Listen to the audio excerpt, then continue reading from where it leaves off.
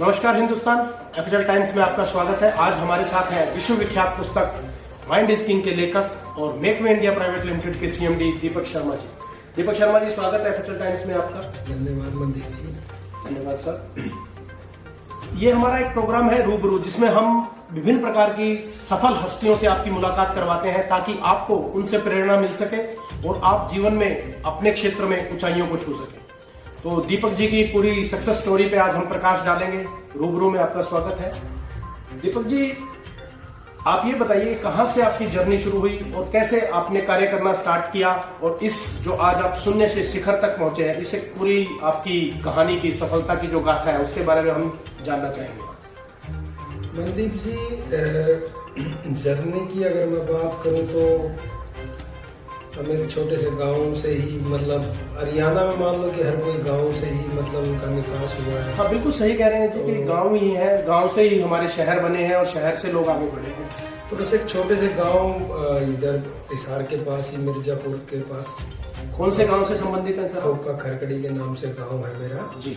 तो वहीं से, लेकिन बचपन तो मैंने हिसार के अंदर ही बिताया है जी। जो छोटे थे जब यहाँ पे हिसार में आ गए थे और बस उसके बाद तो हिसार से ही जो कुछ किया तो हिसार से ही किया। तो शिक्षा कहाँ से ग्रहण की? आप कौन से स्कूल से पढ़े और आगे कहाँ तक पढ़े सर? आपने कैसे अपना?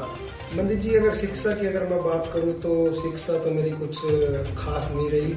मैंने ये मानो तो सिर्फ अपनी शिक्षा में तो सिर्फ 8वीं ही की है। मतलब दूसरे शब्दों में ये कहा जाए कि आप पढ़े हुए नहीं है, कढ़े हुए हैं। हाँ, ये मान लो तो आप कड़े हुए हैं, पढ़े हुए नहीं है। तो जैसे 8वीं तक शिक्षा ग्रहण की, फिर उसके बाद आपका पढ़ाई से मोह भंग हो गया, तो फिर आपने क्या करने का सोचा? नहीं, कैसे स्टार्ट किया? ऐसा नहीं, मेरा कोई ऐसा कुछ नहीं कि मेरा की पढ़ाई से मोह भंग हो गया। बस कुछ घर की परिस्थितियां ऐसी थी कि जिस पर मैं पढ़ नहीं पाया और मेरे को एक जॉब पार्ट टाइम मेरे को काम करना जरूरी था जी मेरे घर में जी। तो इसलिए ऐसा तो नहीं कह सकता कि मेरा पढ़ाई में लगाव नहीं था। पढ़ाई में लगाव था, लेकिन जब पढ़ाई में लगाव हुआ तो जब से शिक्षा मतलब 6th क्लास से तो शिक्षा आरंभ होनी स्टार्ट होती थी। और 8वीं पे ही और 8वीं में मेरे ब्रेक लग गया जी जी। तो लगाव तो रहा शिक्षा से, आज भी है मेरे को शिक्षा से। ये तो हाँ, मैंने देखा है कि आप नई नई तरह की किताबें पढ़ते रहते हैं, नई नई तरह की जो मतलब इन्वेंशंस होती हैं या जैसे विज्ञान है या राजनीति है, उसमें आपका इंटरेस्ट रहता है। जब भी आप हमारे से मिलते हो तो इस तरह की चर्चा करते हो। तो फिर कैसे आपने कौन सी जॉब स्टार्ट की और फिर वहां से बिजनेस में कैसे आए आप? नहीं, जॉब तो मेरी ये है कि मैंने स्टार्टिंग में ऑटो मार्केट में 8 साल काम किया है और मैं वहाँ पे अगर लगा था तो एक पीएन के आधार पे ही लगा था और बाद में मैंने एक सेल्समैन का रूप भी के रूप में मैंने काम किया है वहाँ पे। और उसके बाद मैंने मोबाइल लाइन जब स्टार्टिंग में हरियाणा के अंदर 1996-97 में आई थी तो उसी वक्त मेरा इलेक्ट्रॉनिक चीजों में मेरा बड़ा विशेष रूप से मेरा लगाव था।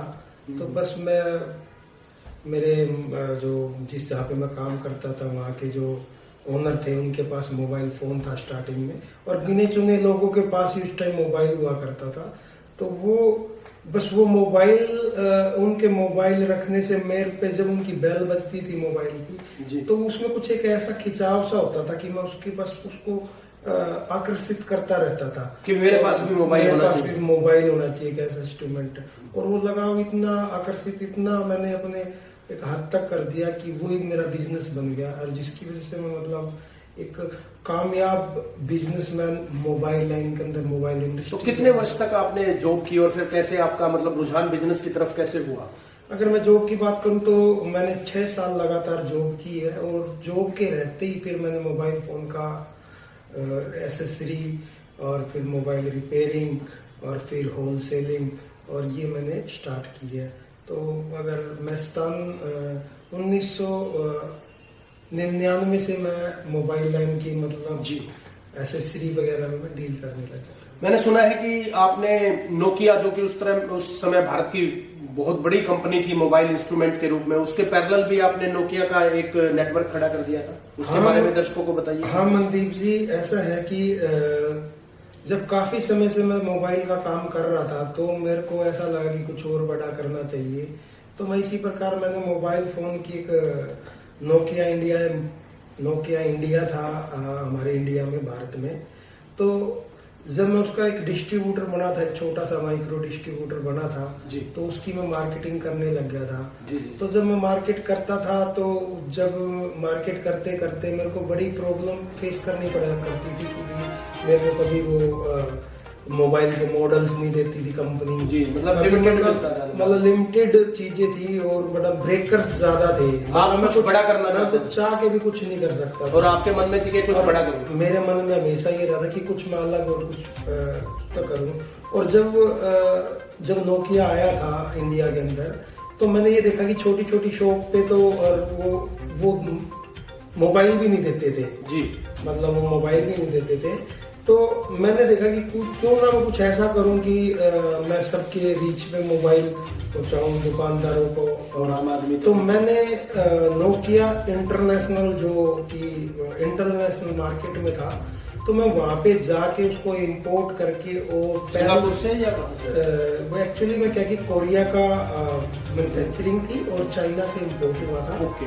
और फिर इंपोर्ट करके मैंने पैरेलल के अंदर नोकिया के पैरेलल में मैंने Nokia service centre, Nokia priority delivery, Nokia shoppe और पूरा distribution all over India, north India मैंने उसके चैनल डेवलप किए।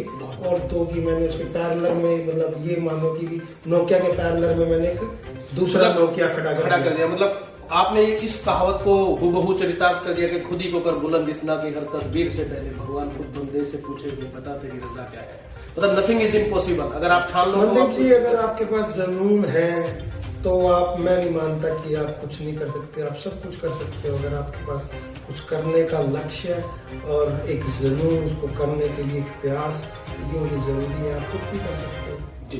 तो फिर मोबाइल से फिर दूसरे जैसे आप डाइवर्सिफिकेशन कैसे किया आपने, मतलब दूसरे बिजनेसेस में आप कैसे एंटर हुए और क्या क्या किया आपने?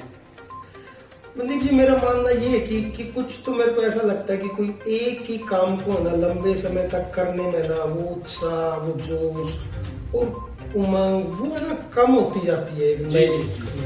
तो बंदा हमेशा ये सोचता है कि कुछ और अलग से करे, मतलब कुछ भी आपके पास आज कुछ भी हो तो वो भी आप ज्यादा देर तक रख के बाद आपको एक ये लगा नहीं कुछ और चाहिए, उसको और करें। तो मैं उस टाइम बात 2012 की है, तो 2012 के अंदर मैंने अपना बिजनेस स्विच कर दिया था और मैं रियल एस्टेट की लाइन में आ गया था। तो रियल एस्टेट के अंदर भी मैंने 2-3 प्रोजेक्ट बहुत अच्छे किए और मैं यहाँ पे रहते हुए भी मैंने 350 किलोमीटर दूर के प्रोजेक्ट किए हैं। जी जी। और अच्छे किए हैं। कहाँ आपके प्रोजेक्ट्स हैं सर? मैंने प्रोजेक्ट की अगर बात करूँ तो कृष्णा अपार्टमेंट खाटू श्याम जी मेरा एक सालासर में संजीवनी अपार्टमेंट। जी जी जी। और अभी हाल ही के अंदर मैं गोवा 2 के नाम से 124 एकड़ की टाउनशिप प्लानिंग मतलब मैं लेके आ रहा हूँ, जो अप्रैल के अंदर ही लॉन्च कर रहा हूँ। तो ये रियल मतलब मोबाइल से पहले जॉब किया आपने, फिर मोबाइल में, फिर उसके बाद रियल एस्टेट में, और बीच में आपने एक और हमारी जानकारी में आया कि आपने एक बहुत अच्छी किताब जो कि आपकी सक्सेस स्टोरी पे और सक्सेस मंत्रा के ऊपर थी, माइंड ईस्टिंग, उसके बारे में कुछ दर्शकों को बताइए। मनदीप जी, जब काफी समय से मैं मतलब मोबाइल का काम करके जब मैं रियल एस्टेट में आया, रियल एस्टेट में जब मंदा आने के कारण मैंने देखा कि पूरे भारत में मंदा आ गया, और तो मैंने कुछ सोचा कि कुछ ऐसा कुछ एक लेके आऊं कोई चीज जो लोगों के काम आए, जो लोगों को जरूरत हो। तो मैंने जब अपने आप के अंदर देखा कि भी ऐसी दीपक तेरे अंदर क्या चीज है कि जो तू आज इतना सक्सेस है, जो काम है, तो मैंने जब अपनी गहराइयों में जाके देखा, जो सारा कुछ करा, तो मैंने देखा कि भी एक है ना ऐसी जो एक किताब लिखनी चाहिए जो लोगों के काम आए। और मैंने वो किताब लिखी। वो किताब सच मानो तो मैंने नहीं लिखी, मेरे को खुद को नहीं पता कि मेरे को कैसे लिखी गई। हाँ, क्योंकि आप मतलब सृष्टि ने ही मेरे से लिखवाई गई थी। वो किताब एक ऐसी किताब है जी जिसके अंदर मेरा जो सक्सेस के जो सही मायने में सारे टूल्स है उसके अंदर। और आप सही मायने में अगर वो किताब आप पढ़ोगे तो आप खुद भी कहोगे कि आपके नहीं, मैंने पढ़ी है जी किताब आपकी, काफी अच्छी चीजें उसमें आपने बताई हैं, जो मतलब आपने व्यक्तिगत अपने अनुभव बताए और कैसे सफल बना जा सकता है उसके बारे में आपने बताया। तो अभी आपने वो हिंदी संस्करण ही लॉन्च किया था, उसके बाद कोई इंग्लिश का या दूसरी जो क्षेत्रीय भाषाएं हैं उनमें भी कुछ लाने की योजना है? कहते हैं मनदीप जी, जब कुछ बड़ा करते हैं ना तो कुछ बीच में दिक्कतें आती हैं, बाधाएं आती हैं। जी जी। तो मेरे साथ भी कुछ ऐसी बाधाएं आई हैं जब मैं जब प्रोजेक्ट किया जी। तो मनुष्य को मतलब उन चुनौतियों का सामना करना पड़ता है। बिल्कुल। और वो सामना में मतलब कि एक समय लगता है। जी सर। और मैं मानता हूं कि हर समस्या का समाधान भी समय का गुजरना ही है। जी जी। और आज वो मैं जानता हूं कि वो समय गुजर चुका है, तो मैं भी इसका मेरी किताब अभी मैंने यूएसए में ट्रेडमार्क ली है, मैंने ऑस्ट्रेलिया किया हुआ है। जी जी। और ऐसे ही अभी मैं मतलब आप उसको अंतर्राष्ट्रीय स्तर पर ले जाने का, अंतर्राष्ट्रीय और मतलब उसके और मतलब रीजनल लैंग्वेज में उसके अंदर मैं अभी लॉन्च करने जा रहा हूँ। और कोई भविष्य का कोई प्रोजेक्ट आप जो लेके आ रहे हो कुछ और? अगर भविष्य में तो अभी मैं एक पानी पे काम कर रहा हूँ जी। कहते हैं कि जल ही जीवन है जी।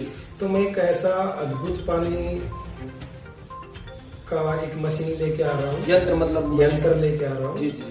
और आप ये देखेंगे, ये मैं आपको अप्रैल मई तक इंडिया में लॉन्च कर दूंगा। और ये जो पानी होगा ना, ये भी अपने आप में एक अद्भुत और जादुई पानी होगा। जी सर। और मैं कहता हूँ कि अभी तक शायद जी, मैं तो नहीं जानता कि शायद किसी ने ऐसी टेक्नोलॉजी यूज की है जी। इस मशीन पे। जी। तो सच मानो तो मेरे को तो ये लगता है कि मैं जब भी करता हूँ यूनिक ही करता हूँ। और ये भी मैं कुछ बहुत अलग करके और यूनिक, और ये Something एक special। पानी ना होगा, एक जादुई पानी होगा जो आपकी सब मनोकामनाएं, आपका स्वास्थ्य, आपका हेल्थ, ये संपूर्ण मतलब आपकी पूरी जीवन शैली को, आपके पूरे जीवन के बिल्कुल दर्शन बदलाव करेगा। बिल्कुल जीवन दर्शन में ही बदलाव लाएगा। हाँ जी। तो और कोई एक संदेश जो आज की युवा पीढ़ी को आप देना चाहते हो कि भाई कैसे कामयाब बने और कैसे आप अपने आप को सफल बना सकते? मनदीप जी, मैं तो सिर्फ युवाओं को यही कहूंगा कि आप सिर्फ लक्ष्य निर्धारित करो और उस लक्ष्य को बस सोचो और उसको हासिल करो।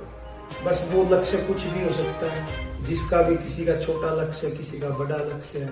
कोई कुछ नौकरी पाना चाहता है, कोई जॉब कोई अपनी शॉप पे काम करना चाहता है, कि कोई कंपनी चाहता है, कोई डॉक्टर बनना चाहता है। जो भी है उसका लक्ष्य निर्धारित करो और उस पर काम करो, आप जरूर कामयाब हो। मतलब स्वामी विवेकानंद जी का जो एक कहा हुआ कथन है कि उठो जागो और अपनी लक्ष्य प्राप्ति से पहले मत रुको, आप उस पर काम करते हैं और यही संदेश आप बिल्कुल बिल्कुल युवाओं को देना। बिल्कुल। धन्यवाद दीपक जी। तो रूबरू में आज हमारे साथ थे दीपक शर्मा जी, जिन्होंने माइंड इज किंग और अभी एक बताया कि वो एक अद्भुत जल भी ला रहे हैं। तो इस प्रकार के इनोवेटिव लोगों से हम रूबरू में आपकी मुलाकात करवाते रहेंगे। धन्यवाद हिंदुस्तान।